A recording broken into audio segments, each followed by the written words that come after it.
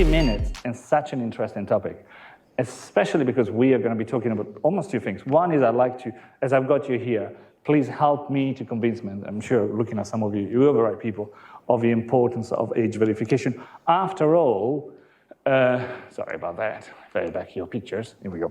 After all, it does change, the change is coming, and it is true, but lots of change is coming. In general.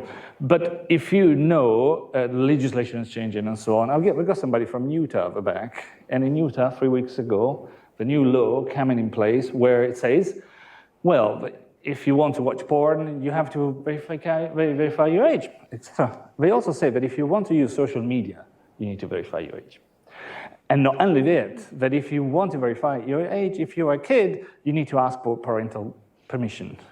And no solution is yet available in Utah for that. So a bit of a surprise coming through. But it's not just Utah, it's everywhere. Change is coming. But it's also an interesting point. I mean, we do it because it's ethically important, because of corporate responsibility, many other reasons. Maybe because it makes money. Well, we got some of the people that tell us if it makes money, if it works. But starting from the very beginning, now, it might be an easy ball, this one. But Iain, from the Age Verification Providers Association, do we need age verification? Why?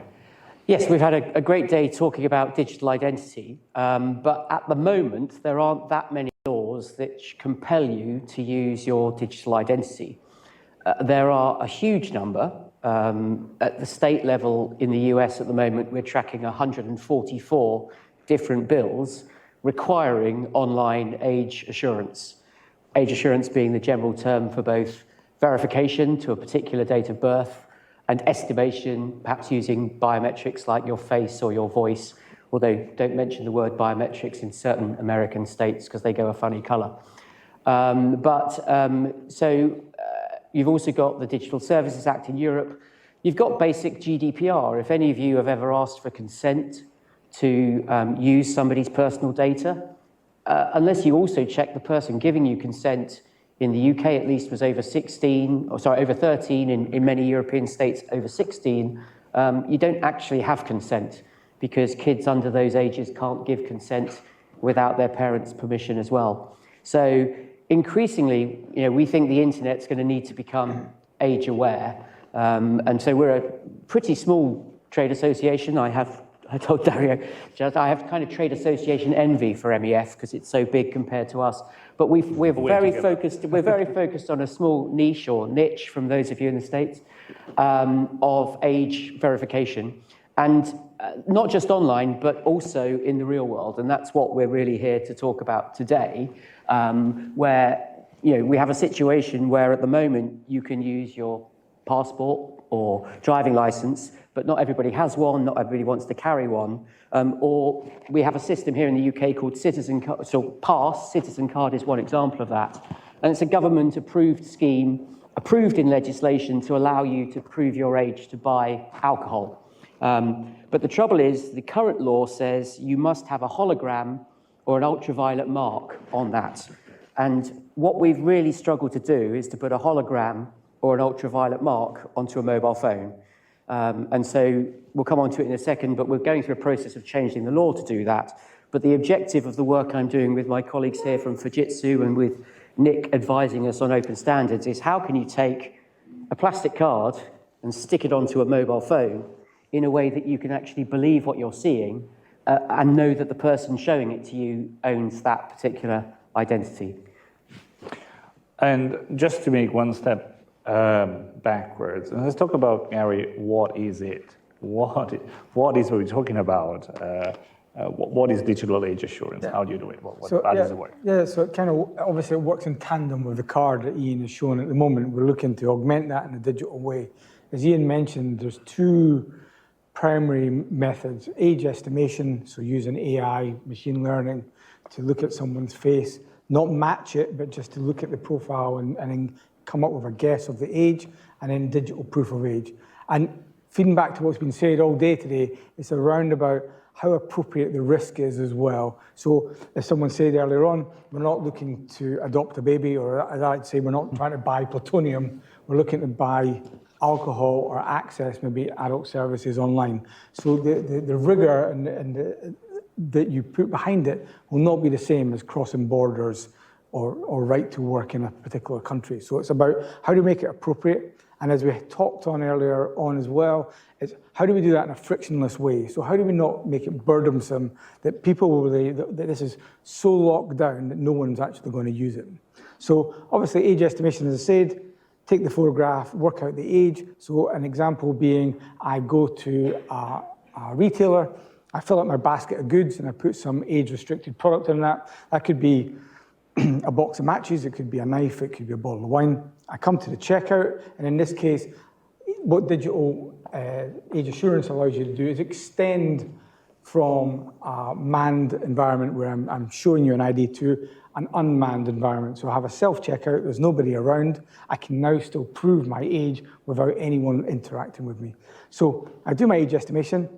Unfortunately, I look over 25, so it would estimate me appropriately. I would be able to go through the checkout scenario without having to present any ID. No friction to me, I just walk out the store.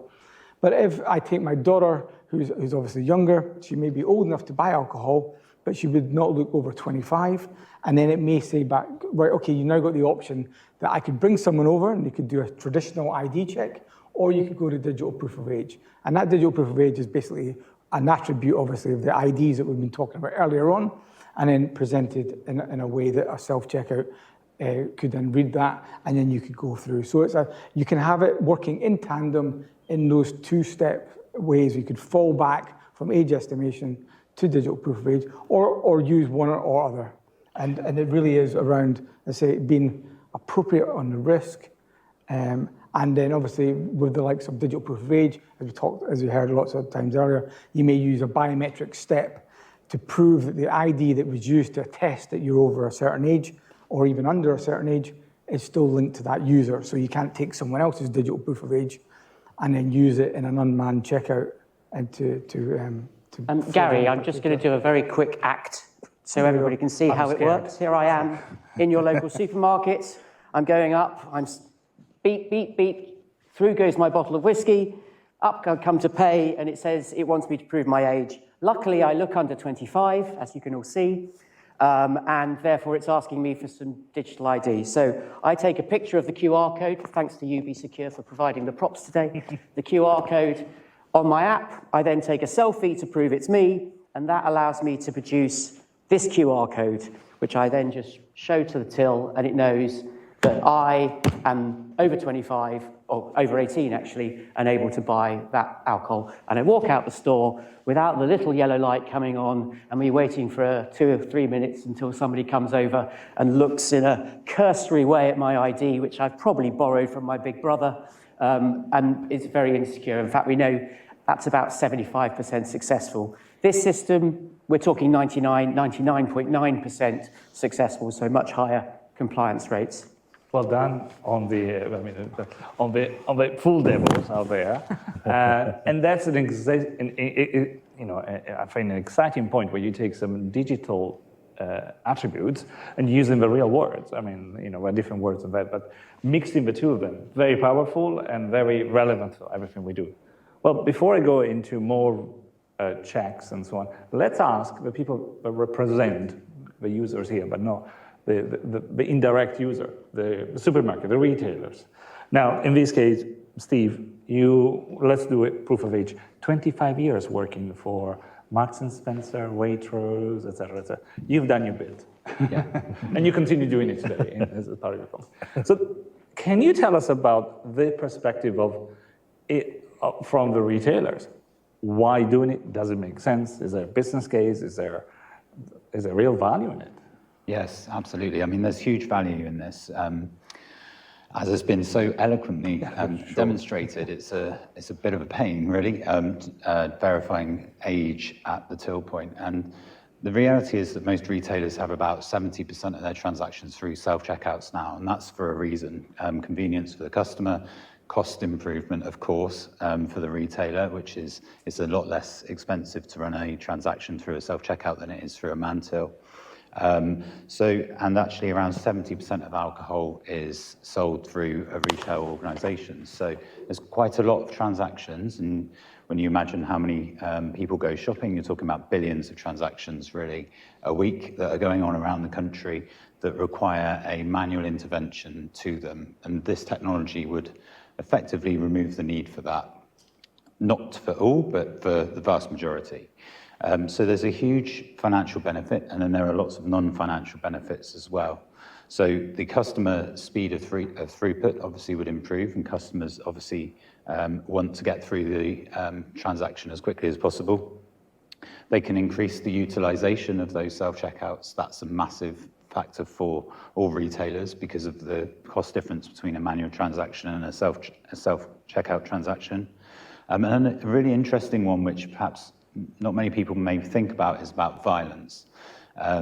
Many staff will face violence when asking for ID from another individual, and sadly, over 50% of people do get physically attacked when asking for ID. Have reported that they have been through that. So there's a real physical, literally not just a digital to physical, but an actual physical challenge here as well, which this should absolutely help with, because it's a bit more like computer says no, rather than I'm saying no. That's fantastic. Well, you see, we are developing, it's almost like a different layers of these solutions. Let me have a bit of a curveball, but one that it wouldn't be a problem for Nick. How does this apply to what you do within the open frameworks, I mean, maybe you can give a bit about OIX as well, what you do and how it can help to use all of these great powerful things. Yeah, absolutely, Dario. Thank you. So the Open Identity Exchange is another members organisation, so there's lots of us represented here. Our members share a common vision, and it's a vision that we can all have a trusted digital identity, and that identity will work to prove who we are and what we are eligible to do anywhere we go around the world. So that's a fairly lofty vision, and within that, choice is important. So I might have several identities, but that is my choice. And we provide a lot of thought leadership around how that should work. We publish our own, what's known as the trust framework, which is the rules for how digital identity works in an open and safe way. We do then a lot of guides around that as to how digital identity should work. We influence the UK government on the evolution of the trust framework. We're working very closely with them, providing feedback in a lot of areas: fraud, inclusion, how to include wallets at the moment. And with our members then, we work to educate and promote this vision of reusable digital identity. So where that fits here is what we've spoken about really is the retailer end of this process. The retailers will be able to accept this proof of age. What we want to see is that is delivered to individuals by identity providers who not only do proof of age, but also proof that a person is who they say they are to open a financial account, to enter employment, to get on a plane. And what we don't want to see is that every retailer issues its own age app. So from a user perspective, we're trying to get reusable identities off the ground, particularly here in the UK, so that I can choose one that is PASS certified, and I understand that. So one of the things we're looking around, where did we fit, is how do you implement this technical standard, but in a way that the user will understand that they can use a particular ID in that context. The PASS logo is a trust mark that communicates that is able to be used. We need to make the cognitive link between a user's digital identity and that PASS trust mark. We need to make sure that these IDs that work not only for retail, work on all the other levels as well, for all the other use cases. So from that perspective, it helps if they all work to a standard. So the standard that was used for the ID in banking is similar to the standard that's used in retail. And so we're providing input on that reusability and standards area. And one of the things we're helping with is a key thing here is that the identity will work offline, so that there is no reliance on the fact that either party can get at the internet. So if I'm in a field at a festival and there's no Wi-Fi, or somebody comes to my door and I'm in a Wi-Fi black spot, and they need to read my age, this whole system still works, and it works remotely, and it does that to open standards. And we're looking at the MDL standard to do that, mobile driving license standard, because that supports offline use. But by looking at that, it also means that if we do get mobile driving licenses in the UK, from which our age can be extracted, because that's part of that standard, they could be used in this ecosystem as well. So we're trying to future-proof for the fact that probably, at some point, we'll end up with digital versions of our driving licenses issued by the DVLA or its agents that we carry on our phone, and they can be used in this process too, without having to get a separate card to do so. So yeah, part of the design is that future-proofing along the standards roadmap. As I expected, time is showing this is never enough for the topic, but I'm very happy to point out that we're talking about proving of age as a solution to effectively business needs rather than an imposition from above and so on. It's a real good, refreshing perspective to have. And in UK, recently we had a trial about that with fantastically named Home Office Alcohol Sandbox. I wanted to be part of a trial too. That sounds like lots of fun. But it's got another name, a bit more sober, see? The National Digital Age Assurance Scheme. So that was done in December 2022 with 9 different solution providers. Is that correct? Yes, so we've been lobbying, obviously, to change the law, and part of that is proving the technology. So last year there were a dozen or so trials. Fujitsu participated in that, and these were testing both estimation technology and also digital identity or digital proof of age on a phone. Very successful overall. The government was a little reticent about publishing how successful it was. I don't think it wanted to create too much pressure on itself to update the law. But there is now going to be a consultation on changing the law before the summer, we're told. We were originally told Easter, but that's how government works. When there's the opportunity to lobby the government to say, yes, you should take digital identities. And so that's why we're working with Fujitsu in parallel with that, so that as soon as the law changes, all the supermarkets and the betting shops and the pubs and the clubs are going to be able to accept digital identity. And the thing perhaps we've not emphasized enough so far is this is an interoperable system designed to allow multiple issuers to participate in the same ecosystem. So we're not just creating a single thing. We're not trying to take over the world with one form of digital proof of age. Anybody who is certified to the right standard by the proof of age standard scheme, which is a Home Office supported scheme, will be able to participate this, create the QR code because it's a PKI based system. And then that means there'll be universal acceptance of any digital ID in any corner store. And each of those stores or the big supermarkets will just need one mechanism in order to validate every piece of digital ID they're shown, including European digital identity wallets, mobile driver's licenses, e-passports. There's going to be a lot of this digital ID floating around, and they don't want to have 25 different readers sitting on every till. So this is our proposition for how to bring that all together into a simple, single way, being done through a non-profit organisation, the Proof of Age Standard Scheme, as well as ourselves, equally non-profit, so that both sides trust the relying parties and the issuers that nobody's going to try and make a fortune out of this, sadly, in my case.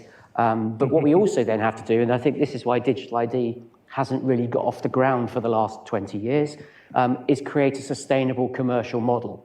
So we're now going to have to try and create a market which balances the benefits that Steve was talking about that accrue to the relying parties with the cost of running the infrastructure and also the cost of creating and managing those digital IDs. So that's the magic trick I'm tasked with pulling off over the next few months. But given the size of the benefits to the relying parties and actually what is a very thin, minimal cost, a couple of million for the next 3 years to stand this thing up, I hope I'll be able to pull it off. No, fantastic. So there is a link in the descriptions of this session if you want to have a look at the papers directly from the Home Office as well. So more information is available for you. But continuing on the theme and what we've learned, maybe there's a question for you as a Gary, as a producer of the solution. Is this going to be universal? Is it going to be, is it available to be rolled out eventually to not just the supermarkets, but the smaller, the corner shop? Yep. The small. So we've always said, it needs to work in low-fi environments as well as high-fi environments. So if you're in a big supermarket where you've got a fully connected self-checkout network, then it's easy because you've got the connectivity there. You may have Wi-Fi in store. But as Nick says, it needs to work in a festival environment or a small village fete where someone's got their own scrumpy that they've made, and it has to work offline. So it's easy to think just the big suppliers, it also needs to work everywhere, and that means that it has to work offline as a matter of fact. At first principle, it doesn't mean to say you have to be offline. You can be completely online, but it needs to be able to cope with that. What you can't have is you go into a supermarket under a department store that's in the basement, it's got 6 foot of concrete, there's no mobile signal, and you try and prove at a self-checkout that you've got, and it goes, oh, I've got no mobile reception, it doesn't work. So it has to work that way. Another thing it has to be is we kind of mix it with ID, but it needs to be privacy preserving as a matter of fact. So as you walk into a bar or you walk into a supermarket, no one asks you your name to buy a bottle of beer. And similarly, the scheme needs to work in the same way. You attest, you prove that you're of the right age, but I don't have to give any more details out. And there shouldn't be a log of you walking around from bar to bar, from shop to shop buying alcohol, and someone can trace Gary the alcoholic buying bottles of vodka in various shops. So it's, at the moment we've got the problem that either you go somewhere and it says, are you over 18? And you just go, yes, and that's pointless. Or it's give me all your data, and I give you my passport, I give you my driving license, I give everything. So the idea of the scheme is that we've got the confidence, we take the appropriate risks that proves, or at least attempts to prove that you're of the right age for a service, but without giving all that data at the same time. So it's, as I said at the start, it's risk appropriate for what you're trying to do. Absolutely. We'll have to come back to that. But before I get the question for Ren and Steve, based on those trials and technical and so on, what you can see as a commercial impact on the retailers out there? Is that going to change things, or is it just? Yeah, I mean, looking through some of the numbers that are the potential of some of the numbers for retailers, to be honest with you, it's a bit of what I would call a no-brainer when it comes to the commercial returns following a relatively small investment. So I think that this is kind of a win-win-win scenario, really. The customers win because the speed of throughput is better. The retailers win because of the commercial benefits that they can glean. And really the consumers win, or safety wins, because we're not serving people that are underage, which is we've got to keep in mind is the key need for this technology, really, is to avoid the people not having the product that they shouldn't be having at their age. And we have a responsibility, a duty of care to those individuals to ensure that that is the case going forward. And this technology can certainly help with that as well. So very much a win-win-win. That's great. So Nick, based on what you said before about the framework, the structure, and so on, who do you think is going to be running these or shouldn't be running these? So I think that there's a fundamental question around not creating any single conduits. So the way it's been designed is make sure that there's no single point of failure here. It's a protocol, it's a mechanism, it's distributed in a way that, and that fits in with the offline element. If you don't distribute things and they want to be cached, it's not going to work offline. So PASS will run the scheme. They are the scheme already. There is the set of technical elements which we get to as applying. The identity information, the assurance will come from a market of identity providers, and that will be the market independents who are already in the market, the likes of Yoti, Digital Identity, One ID. It will be other people who will enter the market, certainly, like banks. Will people like Apple and Google enter this market? Will they become certified providers in the UK? The bar to certification is quite high and it's quite specific, so it doesn't feel that they will enter that market anytime soon. So I think there'll be a range of providers there who, consumers will have a choice, and consumers will vote with their feet in terms of the service they get. I'm likely to choose an ID that works for me in various different circumstances, but I might choose several. I might choose one for my say, my government stuff, one for my financial stuff, one for my online, so if I'm buying alcohol and proving who I am to watch slightly dubious things online, that's probably a set of my identity I want to keep separate from the rest. So I can see people having several identity providers and people specialize in the market in different areas. In the heart of this, though, there is the UK Trust Framework, which we've heard mentioned, we heard the DPDI bill mentioned earlier. That defines the role of schemes. PASS will be an overlay scheme that will then define the rules, but it's not operational. Fujitsu are providing the rails. There's a whole set of elements that we're starting to flush out as we go on this process around policy, that around commercials, that I think there's probably a role there for some kind of commercial scheme, maybe sitting alongside PASS to operate in some of that role as we progress. We are over just a bit, but stay with us because we have one questions online and I do want to use it, plus think of your questions. But so obviously a topic that is interesting and it resonates with people. George McEwen asked something where we started saying there, but how does the panel feel about privacy concerns related to potential for governments, Gary was mentioning, to track ID usage? What controls should exist to protect individuals? Have we got protections in place? Quickly, but I'll ask who wants to. So assure people. 30 seconds, Gary. So absolutely. I mean, we're trying to strip as much PII out of this as possible. So as I say, you go to a bar now, you pretty much dox yourself by showing your driving license. So if you want to be Sarah at the weekend, it says Gary. With this scheme, you will not have to show that information. It will just be I attest, and it's been backed by an identity provider that you're over at. As part of the scheme, that you've met those standards and you can trust that. And therefore, it will be privacy preserving, there will be no tracing and tracking. And part of the policy of being part of the scheme is that the issuers or the identity providers must abide by that as well. So they can't backhandedly take some data and put it in their own logs. They will not be accredited. We have a question over there. Chad Wallen, Privacy Experience Agency.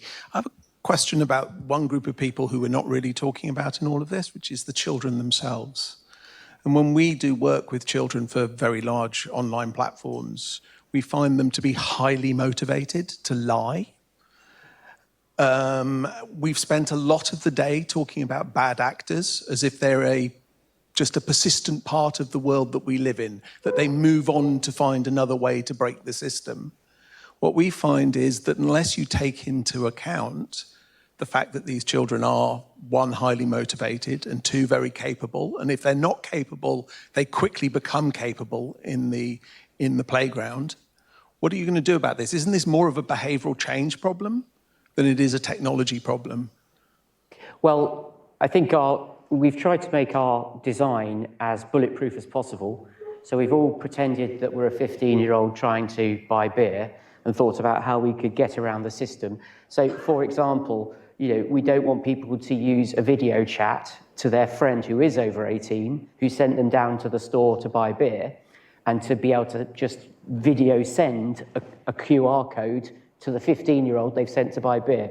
So we have security mechanisms to prevent that. And to be fair, we are working through these details in a technical steering committee, which there's an open invitation to people who have a particular interest in this subject. They're welcome to come and join that committee. It's meeting over the next few weeks, and just get in touch with me to come on board with that. But we're trying to think through all of those attack routes, as it were.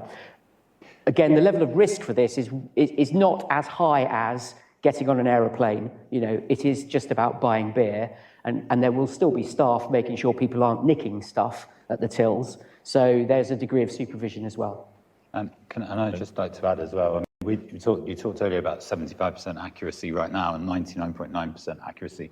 This is going to protect children better than what we've currently got today, and that's a good thing. And I think we should recognise that. Not to say they're not going to try and find ways around that as bad actors, but certainly it's going to be better than where we are. I mean, there's a healthy market on buying fake versions of these online, which we're stopping effectively. I think in the use cases we're looking at, which is face-to-face, that there is the fact that the person is there. So a lot of the design is around, we're making sure that the person is there is the one who's triggering the the QR code that proves who they are. So that's where, as you demonstrated, the selfie comes in. It's not taking a selfie with your camera, it's a biometric authenticator that's proving who you are and that you are the person who owns the ID. To get that ID, you've got to go through a proofing process.